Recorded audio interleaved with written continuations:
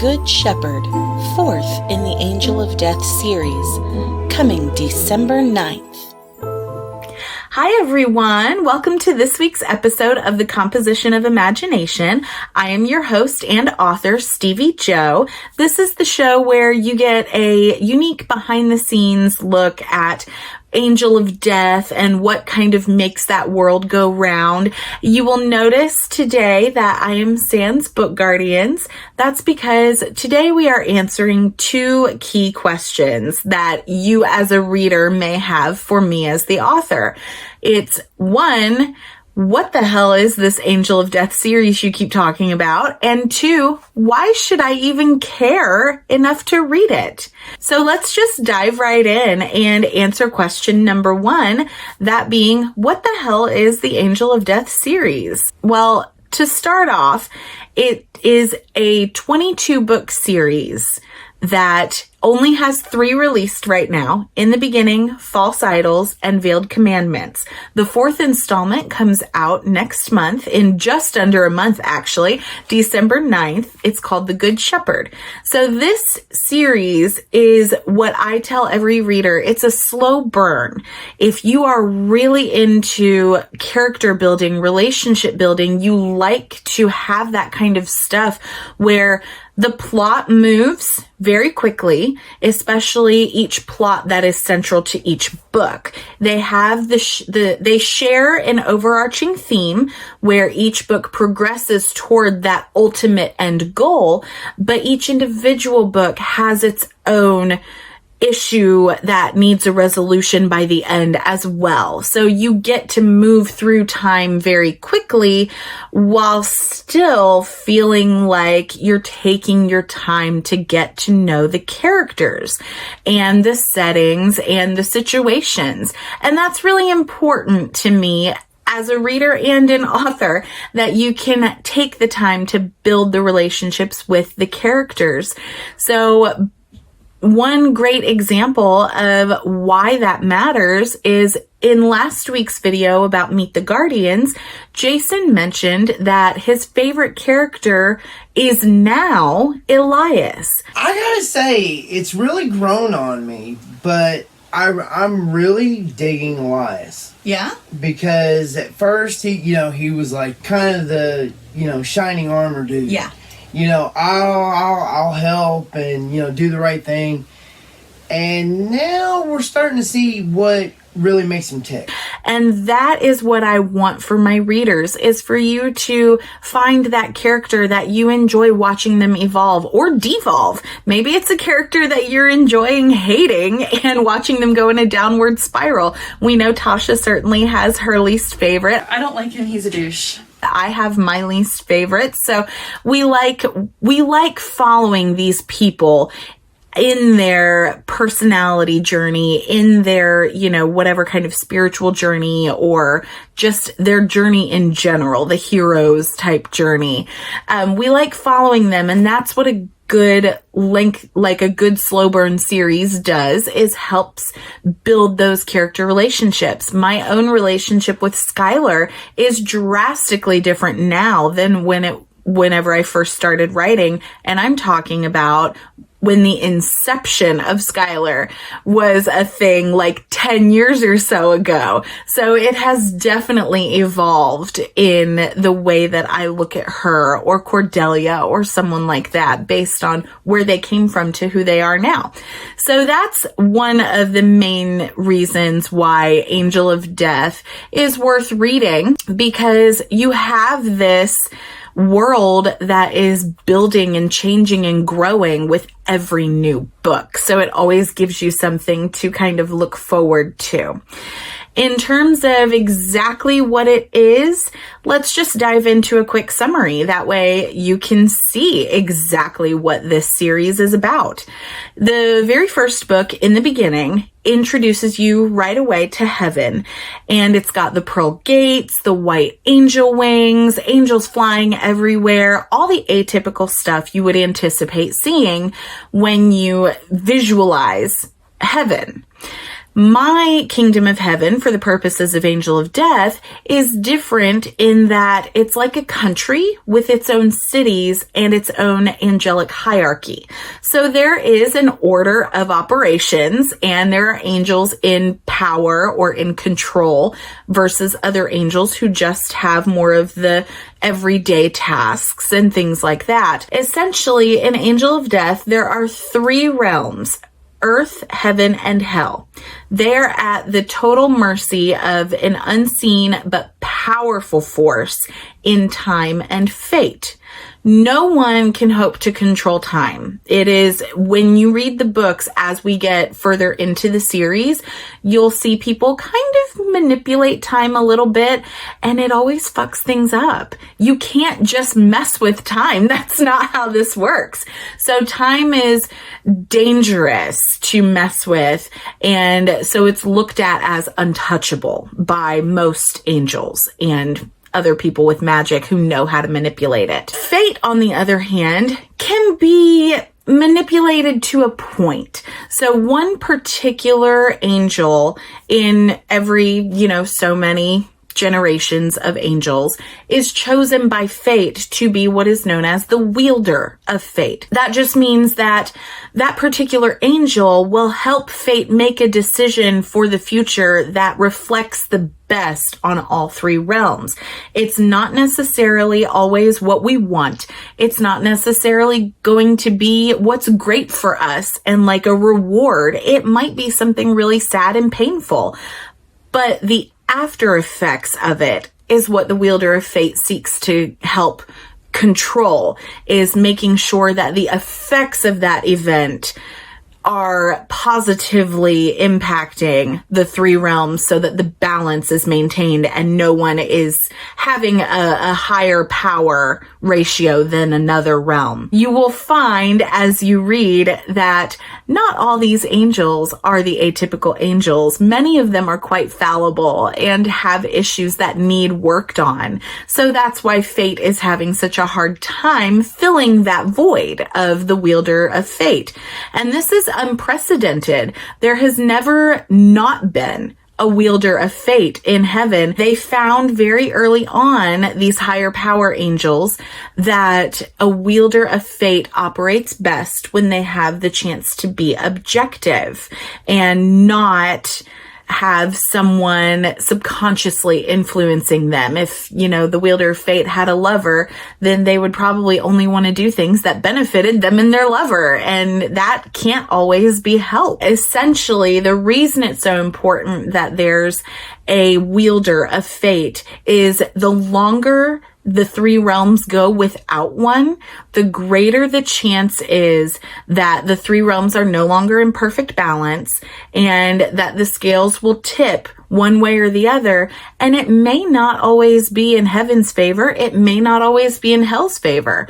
You just don't know which way it's going to go until events start happening that no one is helping to wield. There are a lot of elements of heaven worth discussing, and we are definitely going to do that. I actually have a video planned for the Book Guardians where we go and we follow heaven and we walk through and talk about the cities and describe what it's like and equate it to something that we can all kind of imagine and understand to make it a little easier to read. And we'll kind of put a little map up to show you where things are in relation to each other. So that's something to look forward to. That's why I'm only going into a limited amount of detail here. It is important to note here that heaven is a place that we visit several times in the first 2 books. We don't spend most of our time there.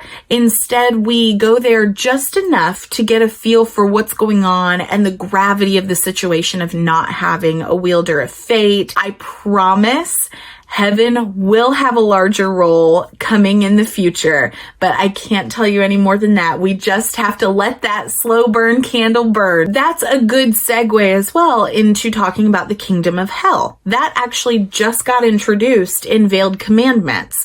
So the first 2 books focused, like I said, just on the dynamic between heaven and earth. And the 3rd book introduces hell and mainly focuses on that dynamic between hell and earth so that you can see how earth impacts the other two realms that we as mortals don't get to see. And besides that, you can't have a heaven without a hell, right? Good and evil are symbiotic, and that is something that I constantly reflect on as I'm writing these Angel of Death books. So the setup of hell is similar to heaven because they are meant to be kind of mirror images of each other, but obviously everything in hell is going to be much darker, filled with more fire. The inhabitants of hell are called hellions, and they are much more cruel than the angels of heaven could ever even think to be. No matter how power hungry they may seem, they can't quite be as cruel as the hellions down there in the kingdom of hell. And the hellions have actually been taught to despise everything about heaven, and their ultimate goal, their divine purpose, which all beings in all three realms have, their ultimate goal is to destroy the kingdom of heaven.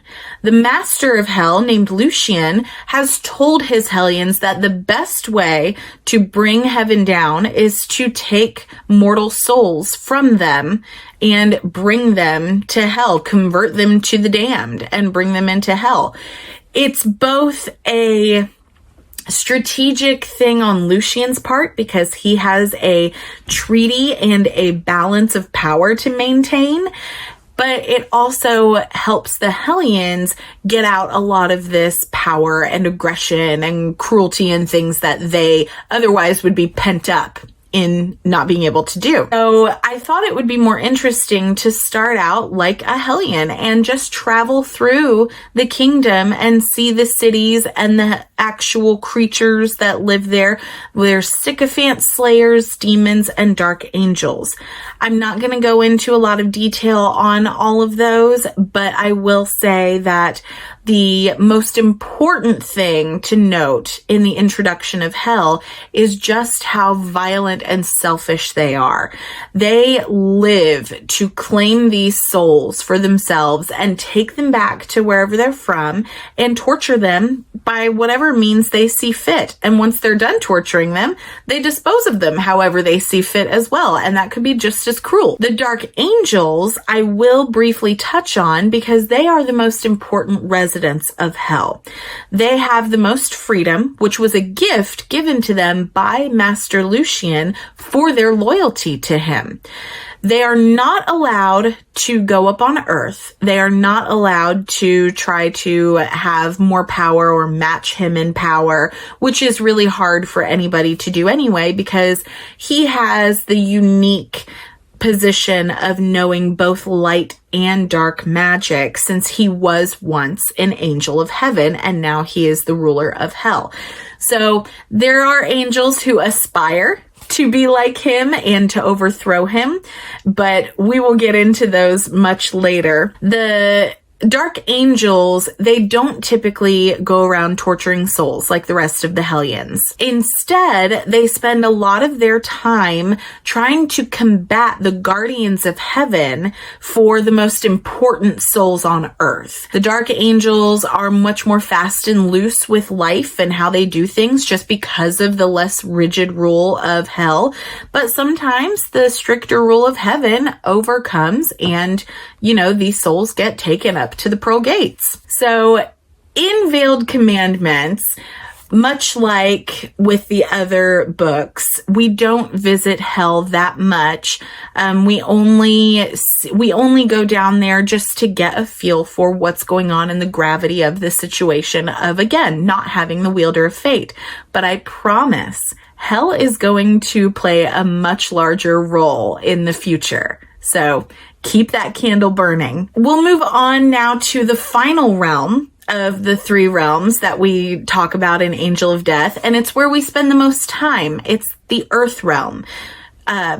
specifically Mur County, Kentucky, which for anybody trying to look that up on Google Maps or something like that, you will not find it. It is made up. But it does have that feel of, in anywhere you go, if you've got this big kind of medium-sized city and it sits near a smaller town that's kind of like on the foothills of a mountain or a little, hilly terrain or something, that's what Mur County is. It consists of two cities called Merlance and Falshook Mountain. The most important thing to take away from the Earth realm in the Angel of Death series is that humans and animals are not the only inhabitants. Think of it like when you watch Rick and Morty and they go to a different Earth, or in the MCU multiverse, whenever they have a different Earth, they all have the same kind of people, the same basic kind of layout, but there's things that make that version of Earth different. This is like my multiverse Earth. It's like how we know it now, but it's a touch different because creatures such as lycanthropes, merfolk, sanguis, I don't like him, he's a douche, and mythics, they inhabit the Earth as well, right alongside the humans. And it has been this way since the creation of Earth. So humans are not surprised to go to work and their coworker is a creature, or they live next door to a creature, or some of them even marry creatures. It is not an out of the ordinary life for these people. We as the reader are just stepping into the middle of it and seeing their life as it has been and how certain humans are trying to change it to be. Obviously, just because creatures and humans coexist doesn't mean that the creatures are all liked by all humans. In fact, that is the very point of Angel of Death. Merlance is populated mostly by humans, and that's by choice. That's not because they drove creatures out. That's just the way that things happened. Creatures predominantly live in Falshook Mountain just because it's a better hunting ground for the lichens and things like that, and it's a safer place to hide from anybody who would seek to do them harm. The primary creature that resides in Mur County is the lichen. So you'll see a lot more of those than you will of a mermaid or a merman or a mythic or a sanguise. I don't like him, he's a douche. Just because of the heavily wooded areas and stuff, the lichens love to live there. Falshook Mountain is densely populated with them. The forests of both cities are infected at the full moon. And the Jericho family is the focus of Angel of Death. The mayor, James Jericho, is a legacy mayor, and he is pure human. What that basically means is his family founded Merlance in Mur County and has maintained a pure pedigree of being a human all the way from Mur County's creation to now. So he has earned, just by his family bloodline, genetics, and name, he has earned himself quite the wealth and status in society. Unfortunately, or fortunately for us, James's pure bloodline has been tainted by his firstborn son, Rhaegal. Rhaegal ended up being born as a lichen, a bear to be exact. And he has two other children. James has two other children named Noel and Kaylee, and they both came out pure human. No trace whatsoever of creature genetics in their bloodline. But James is so jaded by the creatures and the fact that his family, his perfect family, got messed up by this one kid that he didn't even ask for at the time. So he hates creatures, and he has made it his mission to exterminate them, basically, especially since the last census information indicated that humans are now an endangered or becoming an endangered species as more creatures either kill them or just infect them to turn them into a creature as well. So James elicits the help of his daughter-in-law, Dr. Cordelia Danes. She will not let you forget that she is a doctor. And together they founded Verum Humanoir Lab Corps, or Verham Labs, as we shorthand it throughout the series. The purpose of this place is to find a cure for creatures. They don't care what they have to do to obtain it. All they know is they want creatures to be gone and humans to be the dominant species once again, with like no competition. And it was only made worse, this tension between the family and how much they hate that, certain members hate that the bloodline was sullied. This tension has been building all the way up to the incident, which happened before In the Beginning even starts. So that's something In the Beginning starts actually 3 years after the incident took place. So I'm going to pause right here, take a little time out, and talk about the incident, because I have had a lot of people ask me, what the hell is this? Why is it such a big deal? When do we find this out? And my answer to you is soon.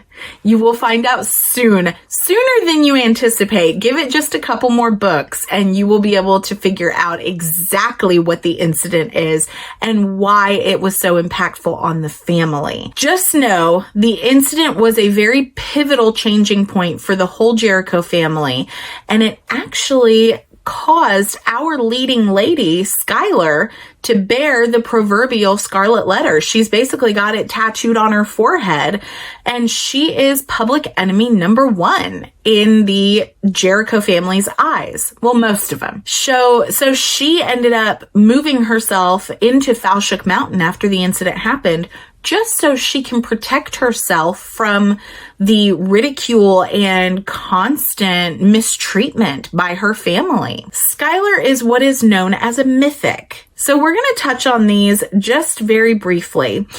Mythics are among the most rare and powerful of all creatures to ever exist on Earth. This is because they look and act like humans, and they can hide their magic very well if they choose. But their magical abilities are so powerful that they have actually incepted people's minds and altered complete memories, changed the way that they see reality, and make it so that people don't know what reality actually is anymore. So don't think of them as like a wizard or a witch or anything like that. They don't necessarily have potions and spells and things, although Skyler does resort to a lot of herbal remedies and things, but that's because she has never been taught how to use her magic. Instead, mythics, when they're really good at using their magic, all they have to do is just think it and it can happen, whatever it may be. The most important thing for a mythic is they are born with a genetic coding that predisposes them to being able to learn how to do this. They can just, hold out their hand and bam, a 5-course meal will appear. Like it's not supposed to be hard for them. But they have to learn it. So much the same way that we as humans, when we're children, we have to learn how to walk and talk and read and write and all of that stuff, all those basic things, we have to learn how to do them. That's what a mythic has to do. They have to learn how to use their magic. They have to learn how to think things that will not hurt people, first of all, and how to use things, their magic in responsible ways. And they have to learn what kinds of magic they want to know. Most of the time, they either get that from studying, but that doesn't always help. The key way they learn new magic is from another more powerful mythic that teaches them these things. That's why there are so few on record in Mur County or around the world at all in Angel of Death, because they have been so hated and driven into obscurity and hiding from the humans that they're afraid to learn these things and pass on their magical abilities. And if a person or an angel or whatever, any being in Angel of Death that has magic, if they don't use it, they lose it. It's not like riding a bike where you never forget or anything like that. It's very much like trying to learn calculus. If you were to ask me right now how to solve a calculus problem, I would probably look at you like you've got four eyes, because I have no idea. I learned it once and I haven't used it since, so I don't really remember how to do it. But if you ask me to write a 500-word short story, yeah, I can do that, because that's a skill that I have practiced and keep practicing. So that's what it's like for a mythic whenever they're trying to hold on to magic and learn new things. If they don't keep practicing it, they won't hold on to it. It's a skill that will evade them. So that's what Skyler's predicament is. She got in trouble in the incident because of her mythicism. But not everybody, like I said, is bothered by it. Her father, Noel, thinks that her magic is a gift from heaven. Her sister could give or take it. That's how Peyton is most days anyway. But her boyfriend, let's touch on Ezra for a moment. I don't like him. He's a douche. Because Ezra thinks that Skyler can save his life. You see, Ezra is what we call a sanguise.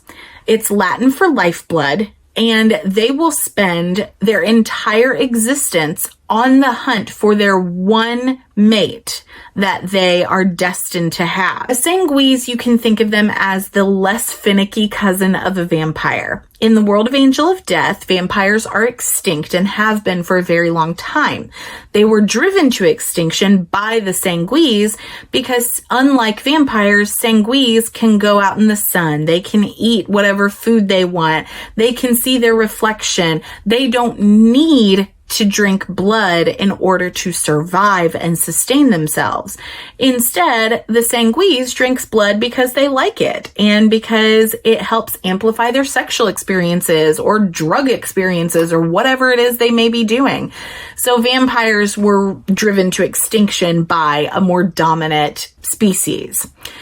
Ezra is one of those sanguise, and he thinks that Skyler is his lifeblood. So he will make it a point to try to keep her in his life, because once he tastes her blood flavor, he can't have anybody else, or else he risks serious illness and possibly even death.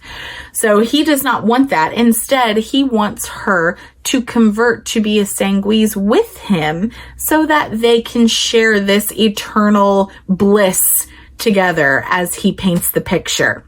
Skyler is not so sure about that. She has never really thought of commitment with anybody, let alone with Ezra. Skyler is very good friends with another mythic named Elias Luck, and that kind of burns Ezra up, because once Elias and Ezra were very good friends. They have been around, both of them, for thousands of years, and they have crossed paths a couple times, but they make it a point to avoid each other if they can, because Ezra has a terrible reputation of breaking hearts. Ezra broke Elias's sister's heart, so Elias has never forgiven him for that. So with that very brief background on these earth creatures, these earth characters, specifically Sky, Eli, and Ezra, we have to wonder, as we're reading through this, what brought all of them together, particularly Ezra and Elias? What brought them all together in this way in this town? Was it just happenstance that Ezra and Elias decided to move to Mur County around the same time? Was it just coincidence that they both met Skyler and she ended up wanting to be really close to both of them and date one of them? Or is there something more powerful at work here? Shall we call it fate? I don't know. We'll have to read through and find out what brought all of them together like this. In summary, to answer both why you should read Angel of Death and what the hell it even is, Angel of Death is a magical series that brings worlds together in ways that you've never experienced before. If you're a fan of authors like Laurel K. Hamilton or even some of Nora Roberts' more magically inclined work, then you will love the Angel of Death series. It's a romance rooted in some realistic fantasy that spans ages of time, 3 realms, and it has realistic characters that you can relate to in spite of their fantastical traits, like being a lycan or a mythic or anything like that. You can still find the very human elements that we all recognize and even relate to a lot of the time. Well, that concludes today's episode, guys. I hope that you found it informative, and I hope you were able to garner a sense of what Angel of Death will be like when you step into those pages. I hope that it sparked some curiosity for you so that if you haven't read it yet, you're really wondering now what's going to happen and you want to get in on the discussion, because we would love to have you as part of the discussion in the comments, asking questions, proposing theories for what the incident is or who, all these characters are going to end up being, what the Angel of Death is or who the Angel of Death is, all that kind of stuff. I love conjecture and theory, so please feel free to leave some of your theories or questions or what have you in the comments about Angel of Death. And by contrast, if you've already started reading the series, tell me what you think so far in the comments. Tell me what you're excited to know for book 4 or what you hope happens in book 4, or even tell me what you dread might happen in book 4 or later books. I really want to know. I want this to be a good discussion about Angel of Death because I think it has a lot of really fun elements to it. While you can relate to a lot of the characters and some of the situations, I think it's also just fun. And we will talk in later videos with the book guardians about Angel of Death in much more detail, much less spoiler free. So be sure you look forward to that. Subscribe to the channel, like this video. You can keep tabs on us with the conversation if you subscribe, and we'll pop up on your feed. As always, before we go, I just want to remind everybody out there that you are loved, you are worth it, and you can achieve those dreams. Even if you have to ask for help along the way, don't hesitate to do it, because nothing feels better than being able to say, I did that. So go out there, kick ass and take names like the boss bitch I know you are, and I will see you next week. Don't forget to check out the first 3 installments in the Angel of Death series, now available at StevieJoAuthor.com.